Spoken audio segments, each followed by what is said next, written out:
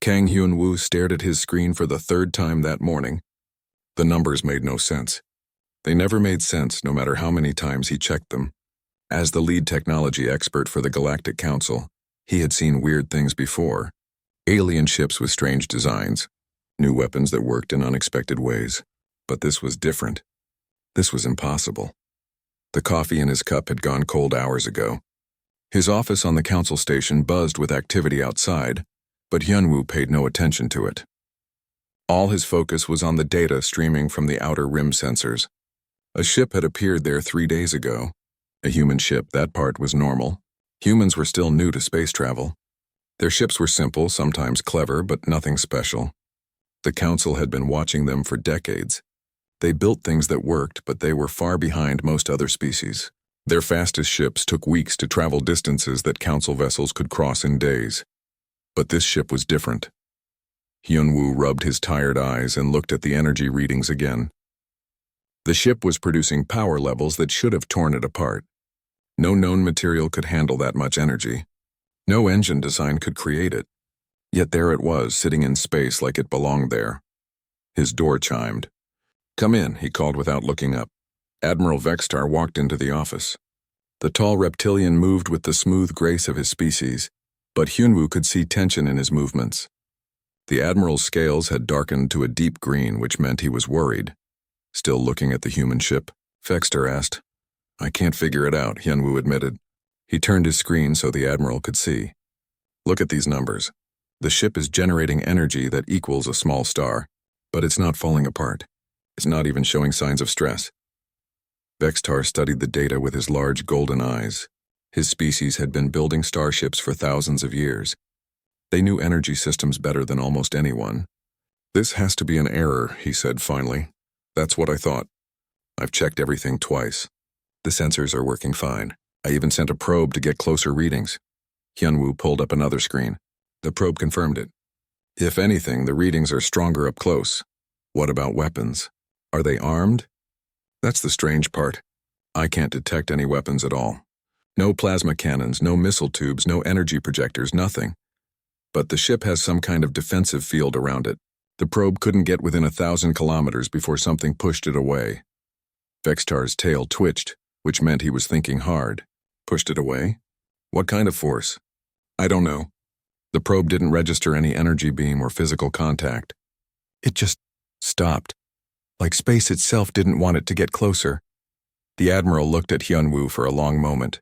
"Have they responded to any communication attempts?" "No. We've tried every frequency, every standard greeting protocol. They're not answering." Hyun-woo leaned back in his chair. "But they know we're watching them." The ship turned to face our probe when it approached. Like it was looking at us. Ships don't look at things. They have sensors, I know that. But this felt different. The probe pilot said it was like being watched by something alive. Vextar walked to the window that looked out into space. Hundreds of council ships moved through the area, going about their daily business. Trade vessels, patrol ships, diplomatic craft, all following the rules of physics that had governed space travel for millions of years. "What's your recommendation?" the Admiral asked. Hyun-woo pulled up a star chart. The human ship was marked with a red dot on the edge of council space. "We need to make contact. Send a proper diplomatic vessel, not just probes, but..." He hesitated. "But what?" "We should be careful. This isn't like any human technology we've seen before. It's not like any technology, period. I think they've discovered something new. Something we don't understand. You think it's dangerous? I think it's impossible. And in my experience, impossible things tend to be unpredictable." Vextar nodded slowly. His people had learned to trust Hyun-woo's judgment over the years. The human analyst had an unusual gift for understanding alien technology. If he said something was wrong, it usually was. "I'll arrange for a first contact mission. The diplomatic ship Harmony is available. Captain Kilthera knows how to handle unusual situations." "Good choice," Hyun-woo agreed. "But Admiral, tell her to keep her distance at first. Whatever this ship is doing, it's beyond our current understanding of physics. We don't want to trigger something we can't control." After Vextar left, Hyun-woo turned back to his screens. The human ship continued to sit in space, generating impossible amounts of energy. He pulled up the technical specifications for every known human vessel. Compared to this mystery ship, they looked like toys. Something had changed. Humans had always been resourceful. But this was beyond resourceful. This was revolutionary. They had built something that shouldn't exist, using principles that shouldn't work. Hyunwoo opened a new file on his computer and began typing a report. He documented every strange reading, every impossible measurement. Future researchers would need this data to understand what they were dealing with. As he worked, a thought kept nagging at him. Humans were known for their stubbornness and creativity. When faced with a problem, they didn't just find solutions. They found solutions that no one else would even consider. They broke rules that other species considered unbreakable. But this ship suggested they had broken something much more fundamental than rules. They had broken the laws that governed reality itself. The question was how, and perhaps more importantly, why. Hyunwoo saved his report and leaned back in his chair. Tomorrow, the diplomatic mission would launch. They would finally get answers about the impossible human ship. He hoped those answers wouldn't be more terrifying than the questions. Outside his window, the stars continued their ancient dance, following the same physical laws they had obeyed for billions of years. But somewhere on the rim of council space, a human ship was proving that even the stars might not understand everything about the universe they lived in. Ambassador Kilthara adjusted her diplomatic robes as the ship Harmony dropped out of faster-than-light travel. Through the bridge windows, she could see empty space dotted with distant stars. But her instruments told a different story. Somewhere ahead was the mysterious human vessel that had the entire council talking. "Distance to target," she asked Captain Brentok, the ship's commander. "2 light hours in closing," he replied. The insectoid captain's antenna twitched nervously. "We should be able to detect them soon." Kilthara nodded and activated her personal communicator. "Hyunwoo, are you receiving our sensor data?" The analyst's voice came through clearly from the council station. "Yes, Ambassador. Everything looks normal so far. But be ready. When that ship appears on your sensors, the readings will be unusual. Define unusual. You'll see." Kilthara didn't like vague warnings, but she trusted Hyunwoo's expertise. She had worked with him on 12 first contact missions over the past decade. His ability to analyze alien technology had saved her life more than once. "Contact," announced the sensor operator, bearing 27 Mark IV. "Distance, wait." The young officer stared at his screen in confusion. "This can't be right. What are you reading?" Captain Brentok moved to look over the operator's shoulder. "The ship is there, sir. But the energy signature is—" "It's impossible. The readings suggest the vessel is generating more power than our entire battle fleet combined." Kilthara felt a chill run down her spine. The Council's battle fleet contained over 300 ships, including massive dreadnoughts with fusion reactors the size of small cities. "Are you certain?" "Running diagnostics now, Ambassador. But all systems check out normal. Whatever we're looking at, it's really producing that much energy." "Put it on screen." The main viewer flickered and showed a section of space. At first, Kilthara saw nothing. Then the computer enhanced the image and she gasped. The human ship hung in the void like a silver needle. It was smaller than she had expected, maybe half the size of the Harmony. But around it, space itself seemed to shimmer with barely visible energy. "Beautiful," whispered the navigation officer. It was beautiful, Kilthara realized. The ship's hull seemed to flow like liquid metal. There were no visible weapons, no obvious engines, no external structures at all. It looked more like a piece of art than a warship. "Sir," the sensor operator called urgently. "The ship is moving." On the screen, the human vessel began to turn. Slowly, gracefully, it oriented itself to face them directly. The movement was so smooth it seemed to flow rather than maneuver. "They know we're here," Brentok observed. "Begin standard first contact protocols," Kilthara ordered. "All frequencies, all known languages. Let them know we come in peace." The communications officer worked quickly, sending greetings in 200 different languages and mathematical sequences designed to show intelligence. They waited. The human ship continued to face them but made no reply. "Try human languages," Kilthara suggested. "We have their basic communication protocols on file." "Already trying, Ambassador." No response. Suddenly, every alarm on the bridge began screaming. Red lights flashed as the ship's defensive systems activated automatically. "What's happening?" Kilthara demanded. "Energy spike from the human vessel," the sensor operator shouted over the alarms. They're doing something impossible." On the main screen, space around the human ship began to change. Reality seemed to bend and twist. Then impossibly, weapons fire emerged from the ship. But the shots appeared before the ship actually fired them. Bright energy bolts materialized in space and traveled backward toward the vessel, where they were then discharged forward again. Evasive maneuvers, Captain Brentok ordered, but there was nowhere to go. The energy bolts seemed to know where the Harmony would be before the ship moved there. The shots curved through space, following paths that defied physics, tracking the diplomatic vessel no matter how it maneuvered. The first bolt struck their shields. The Harmony's defensive systems, considered the finest in the galaxy, absorbed the impact easily. The second bolt passed right through the shields as if they didn't exist and struck the hull. Kilthera was thrown from her chair as the ship shook. Emergency lighting kicked in as power fluctuated throughout the vessel. Damage report, Brentok called. No damage, Captain. That's impossible. The shot hit us directly, but it didn't actually hurt anything. It's like it was just showing us it could. Before anyone could respond, the communication system crackled to life. A calm human voice spoke in perfect council standard. Council Vessel Harmony, this is Captain Park Dae-ho of the human ship Indomitable. Please forgive our demonstration, but we needed to ensure you understood our capabilities before we spoke. Kilthera picked herself up and straightened her robes. Her diplomatic training kicked in, suppressing her shock and fear.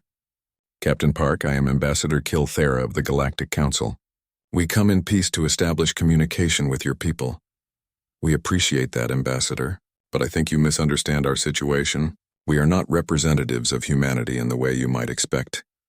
I'm not sure I follow. There was a pause. When Captain Park spoke again, his voice carried a weight that made Kilthera's skin crawl. Tell me, Ambassador, what do your sensors say about our weapons systems?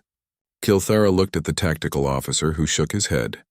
No weapons detected, sir, but we just saw them fire at us. You saw us fire, yes, but you also saw the shots appear before we fired them. Your instruments cannot detect our weapons because they exist in a state of temporal displacement. We fire them before we fire them. The bridge fell silent. Kilthera felt like the universe had suddenly become a much stranger place. That's impossible, Captain Brentok whispered. Many things are impossible, Captain Park replied, somehow hearing the comment across the communication link. Yet here we are. Our ship exists in multiple quantum states simultaneously. We are both here and not here, armed and unarmed, moving and stationary. Your physics cannot explain us because we operate outside your physics. Kilthera found her voice. How is that possible? The better question, Ambassador, is why it was necessary. But perhaps that conversation would be better held in person. We extend an invitation for you to meet with us aboard Station Gamma 7. It's a neutral facility where we can speak more freely. You know about our stations? We know about many things, Ambassador. Some that have happened, some that will happen, some that might happen. Time is flexible. When you exist in the spaces between cause and effect. Kilthera felt a chill that had nothing to do with temperature. This was beyond first contact with an advanced species. This was contact with beings who seemed to exist outside the normal flow of reality itself. We accept your invitation, Captain Park. Excellent. We will meet you there in 72 hours. The communication ended, leaving the bridge in stunned silence. On the main screen, the human ship shimmered and simply vanished. Not like it had moved away or activated a cloaking device. It was simply gone, as if it had decided not to exist in that location anymore. Set course for Station Gamma 7, Kilthera ordered quietly. As the Harmony turned away, she couldn't shake the feeling that everything had just changed. The universe had rules, laws of physics that governed how things worked. She had just met someone who apparently didn't care about those rules. The question was, what did they want? Station Gamma 7 floated in neutral space like a metal flower. Its spiral arms housed diplomatic facilities for dozens of species. Ambassador Kilthera had been here many times before, but today felt different. Today she was meeting someone who claimed to break the laws of physics. The human delegation was already waiting in Conference Room 7 when she arrived. Captain Park Dae-ho looked surprisingly normal. He was tall for a human with graying hair and calm eyes. His uniform was simple, dark blue with silver markings. Nothing about him suggested he commanded a ship that shouldn't exist. With him were two others. Lee So-min wore engineer's coveralls and had oil stains on her hands. Dr. Kim Minna carried a data pad and looked like she hadn't slept in days. They all appeared completely human, completely normal. Ambassador, Captain Park stood and bowed slightly. Thank you for coming. Kilthera took her seat across from them. Station Commander Brixton, a neutral species with blue skin and 4 arms, activated the room's privacy shields. "I'll be direct, Captain," Kilthera began. "Your ship violates everything we know about physics. Your weapons fire before you shoot them. Your vessel appears and disappears at will. I need to understand what we're dealing with." Park nodded slowly. "I appreciate your directness. The truth is simple, though you may find it hard to accept." He paused, choosing his words carefully. "The Indomitable was built using blueprints from the future. I'm sorry?" "Our ship sent construction plans back in time to itself. We built the Indomitable using designs created by the Indomitable. It's a closed loop in time." Kilthera stared at him. "That's impossible. You can't send information backward through time.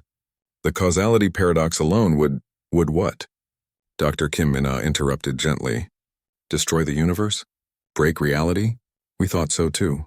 But reality is more flexible than we imagined." Lee So-min leaned forward. "The ship exists because it will exist. We built it because our future selves told us how. Those future selves exist because we built the ship. It's a loop with no beginning and no end. But that violates the fundamental principles of cause and effect." "Yes," Captain Park agreed, "it does. That's why it works." Kilthera felt like the world was spinning around her. "I don't understand." Dr. Kim activated her datapad and projected a holographic display. It showed a complex diagram with loops and spirals. Traditional physics assumes that cause comes before effect. A leads to B, B leads to C, but what if A leads to B, B leads to C, and C leads back to A? You'd have an infinite loop. Exactly. And infinite loops are incredibly stable. They're self-reinforcing. Our ship exists in such a loop. It maintains itself across time. Kilthera looked at the diagram, trying to wrap her mind around the concept. "But how did you start the loop? How did you build the first ship without blueprints from the future?" The 3 humans exchanged glances. "That's the beautiful part," Lee So-min said with a smile. "There was no first ship. The loop has always existed. We just discovered it. How?" Captain Park stood and walked to the window, looking out at the station's docking bays. "Humanity faced extinction. We calculated that our species had perhaps 50 years before we would be wiped out entirely. In desperation, our scientists began experimenting with temporal mechanics. What threatened you? That's complicated. But facing the end of everything gives you permission to try impossible things. Our researchers discovered that time isn't a river flowing in one direction. It's more like a vast ocean with currents and eddies. Sometimes those eddies loop back on themselves." Dr. Kim pulled up another diagram. "We found one of those loops, a temporal eddy where effect preceded cause. Inside that eddy, we discovered blueprints for a ship. Our ship. But who created the blueprints? We did. The future version of us that exists because we built the ship." Kilthera felt a headache building. "This is insane." "Yes," Park agreed. "Completely insane. But it works." "Prove it," Kilthera challenged. Lee So-min grinned and pulled a small device from her pocket. It looked like a simple tool, maybe a wrench. "This is a repair tool from the Indomitable. Watch carefully." She placed the tool on the table. It immediately began to sparkle and fade, becoming translucent. "The tool is pulling spare parts from alternate timelines," Lee explained. "If it breaks, it repairs itself by borrowing working versions from realities where it didn't break." As they watched, the tool flickered between different states. Sometimes it was whole, sometimes partially disassembled, sometimes it looked brand new, but it remained functional throughout the changes. "Our entire ship works this way," Dr. Kim said. "Every system, every component exists in multiple quantum states simultaneously. When something fails, it simply uses a version of itself that hasn't failed. But the energy requirements," Kilthera began, "are provided by the ship's own destruction," Park finished. "In several alternate timelines, the Indomitable was destroyed. The energy from those destructions powers the ship in timelines where it survives." Kilthera sat back in her chair, overwhelmed. "You're telling me your ship is powered by its own death?" "Among other things, yes. How many of these ships do you have?" The 3 humans went quiet. Park returned to his seat and looked directly at Kilthera. "That depends on how you define exist. We have one ship that exists in thousands of different states. Or we have thousands of ships that are all the same ship. Or we have no ships at all. And the Indomitable is just a persistent hallucination shared by everyone who encounters it." "Which is it?" "All of them." "None of them. The question itself assumes a level of certainty that doesn't apply to us. Station Commander Brixton, who had been silent throughout the meeting, finally spoke. "Captain Park, are you telling us that humanity has mastered time travel?" "Not exactly. We haven't mastered anything. We've simply learned to work with paradoxes instead of trying to resolve them. Traditional science tries to eliminate contradictions. We embrace them. Why?" Kilthara asked. "Why develop this impossible technology?" Park's expression grew serious. "Because the alternative was extinction. When you're facing the end of everything you've ever loved, you become willing to break any rule, violate any law, even the laws of physics themselves. What threatened humanity so completely that you were willing to break reality? Something that makes our temporal paradoxes look simple. Something that doesn't just destroy matter and energy. Something that destroys the concept of existence itself." The room fell silent. Kilthara felt a chill that had nothing to do with temperature. Is it still a threat? Yes, and it's coming for everyone, not just humanity. Our impossible ships aren't just a solution to our extinction. They're the only defense the galaxy has against something that makes conventional warfare meaningless. Park stood up, signaling that the meeting was ending. "Think about what we've told you, Ambassador. Share it with the Council, because whether you understand our technology or not, you're going to need it." As the humans prepared to leave, Kilthara called out, "Captain Park, one more question. If your ship is so impossible, so paradoxical, how do you trust it?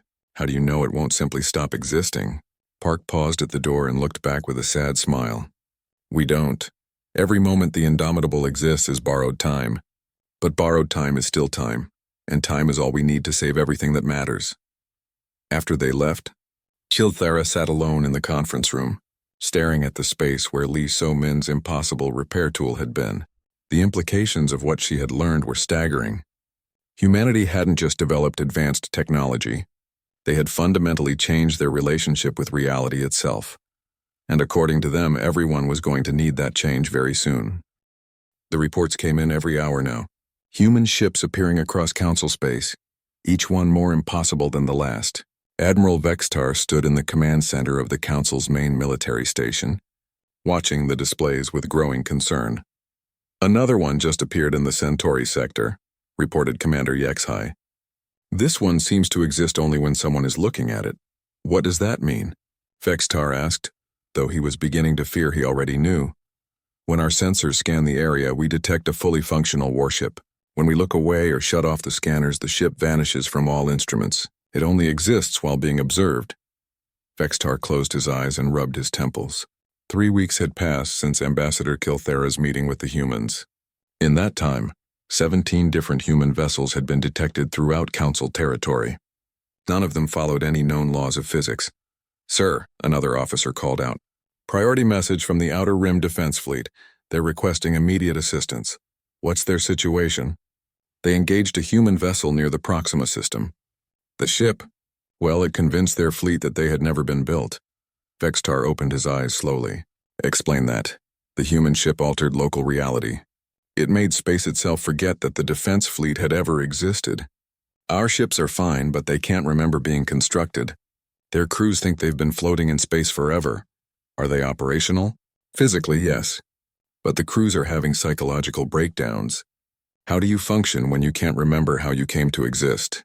Before Vextar could respond, Hyunwoo burst into the command center. The usually calm analyst looked panicked. "Admiral, you need to see this," he said, activating a holographic display. "We've identified the pattern. The human ships aren't random.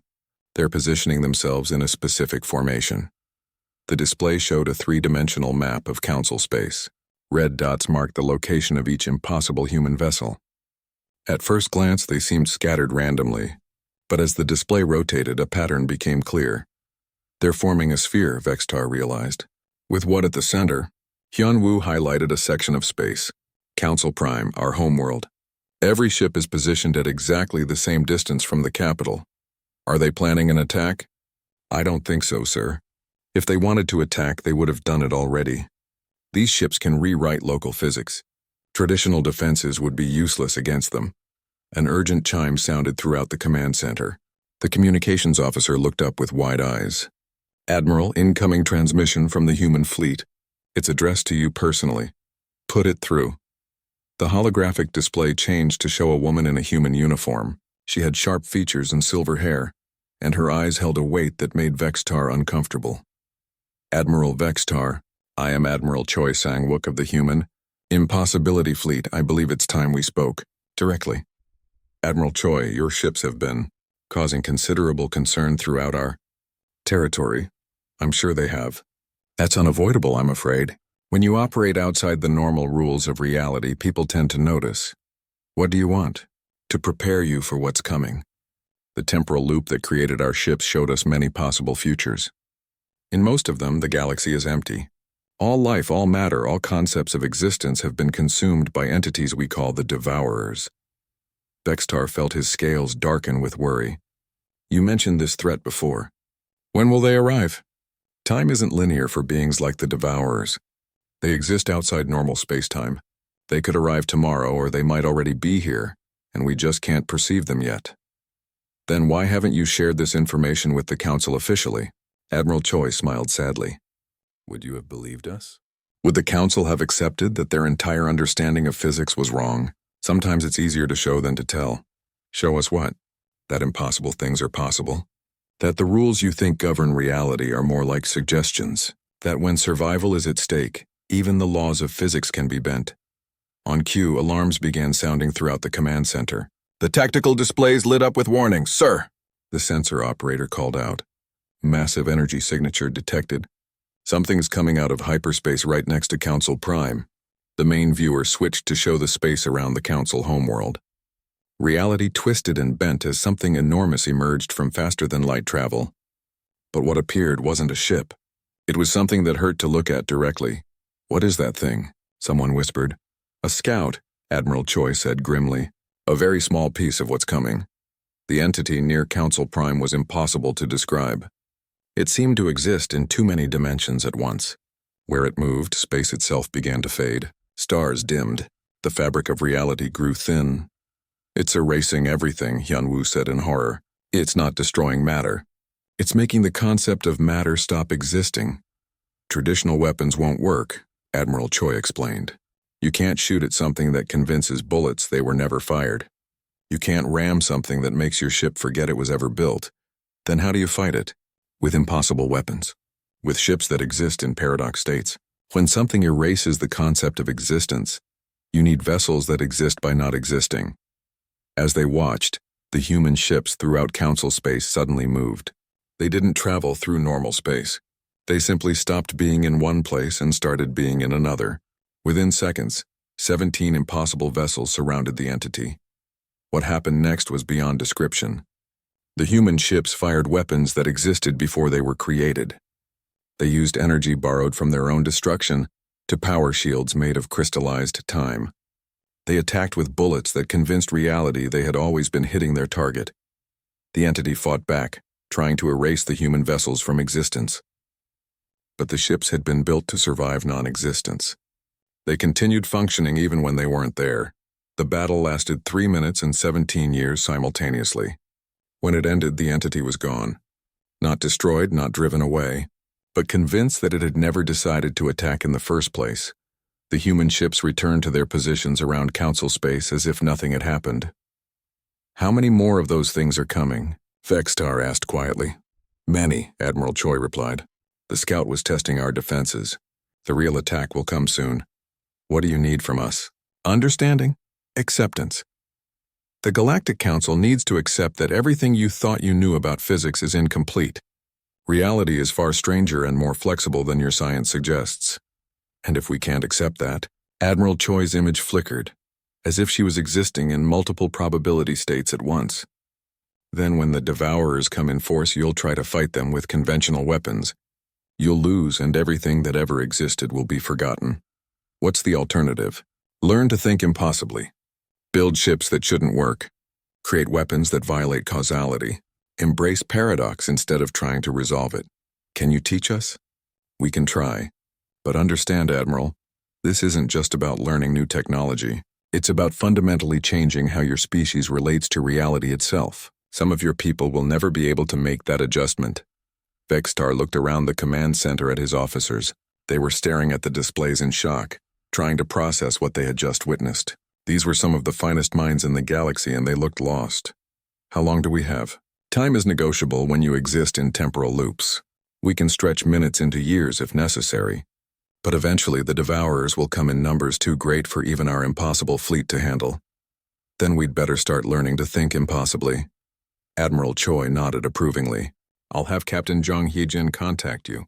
Her ship specializes in teaching reality to behave differently. Fair warning, Admiral. The learning process tends to be unsettling. The transmission ended, leaving the command center in stunned silence. Outside the windows, normal space continued to follow normal rules. Ships moved predictably, stars burned steadily, physics worked the way it always had. But Vextar now knew that normal was an illusion.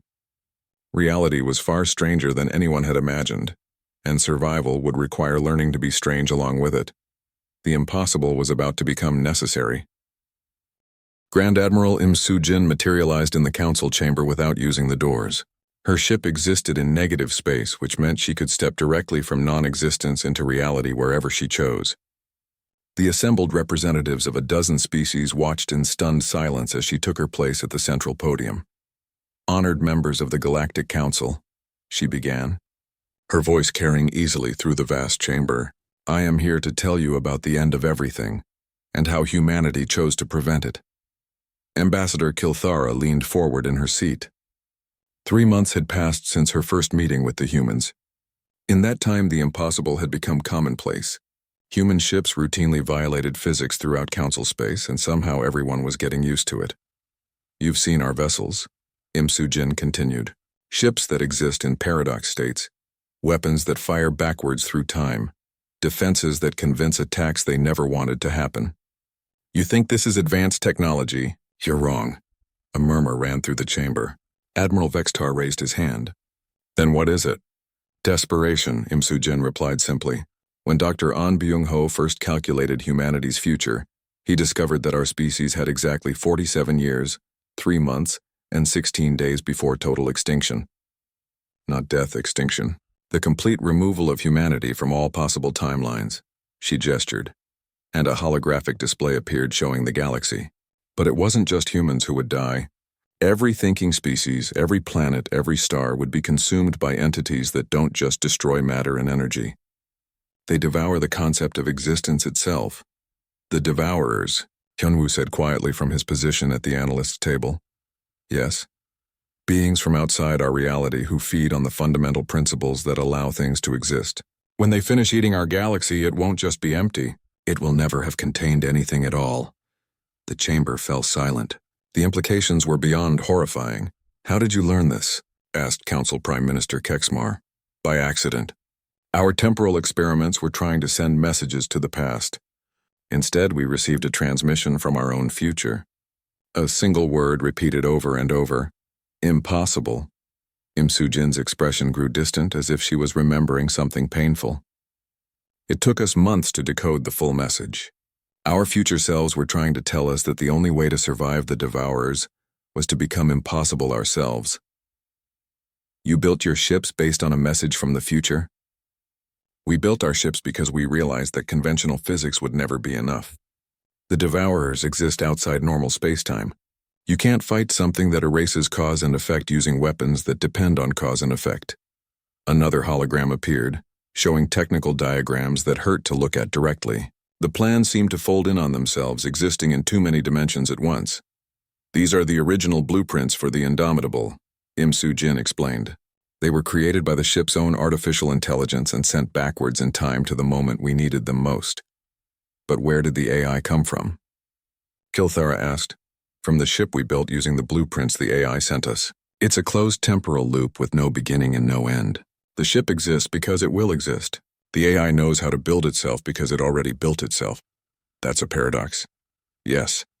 And paradoxes, we discovered, are immune to being erased from existence. The devourers can make normal matter forget it exists. They can convince energy that it was never created. But they can't resolve a paradox because paradoxes don't follow logical rules. Im Soo-jin walked closer to the assembled delegates. Every human ship you've seen operates on this principle. We exist in states that shouldn't be possible. We power our vessels with energy from their own destruction in alternate timelines. We repair them using spare parts that exist only as possibilities. How many ships do you have? Admiral Vextar asked. That question assumes a level of certainty that doesn't apply to us. We have one fleet that exists in thousands of quantum states, or we have no fleet at all and everything you've seen is a shared hallucination. Both statements are true. But you can fight the Devourers? We can confuse them. When they try to erase our ships from existence, they discover that our ships exist by not existing. When they attempt to devour our weapons, they find energy that comes from destruction that hasn't happened yet. A new alarm began sounding throughout the council chamber. Emergency lights flashed as the building's defensive systems activated. They're here, Im-Soo-jin said calmly. The main display showed space around the council homeworld. Reality was tearing open like fabric. Through the tears came things that were impossible to perceive directly. The Devourers had arrived in force. There were hundreds of them, each one vast beyond comprehension. Where they moved, space itself began to fade. The orbital stations around Council Prime started to flicker out of existence, not destroyed, simply forgotten by reality itself. Your defenses won't work, Im-Soo-jin warned. Conventional weapons will be erased before they can fire. Your ships will forget they were ever built. As if to prove her point, the Council's mighty defense fleet opened fire on the invaders. Plasma cannons charged. Missile batteries launched their payloads, energy beams lanced out toward the entities. The weapons never reached their targets. Halfway to the Devourers, the shots simply stopped existing. The missiles forgot they had been fired. The energy beams convinced themselves they had never left the cannons. Watch and learn, Im-Soo-jin said. Across the galaxy, the human impossibility fleet moved into action. Ships that existed in negative space emerged into reality. Vessels powered by their own destruction began firing weapons that had been created before their targets were chosen. The battle was unlike anything the Council had ever witnessed. Human ships fought by making the Devourers doubt their own existence.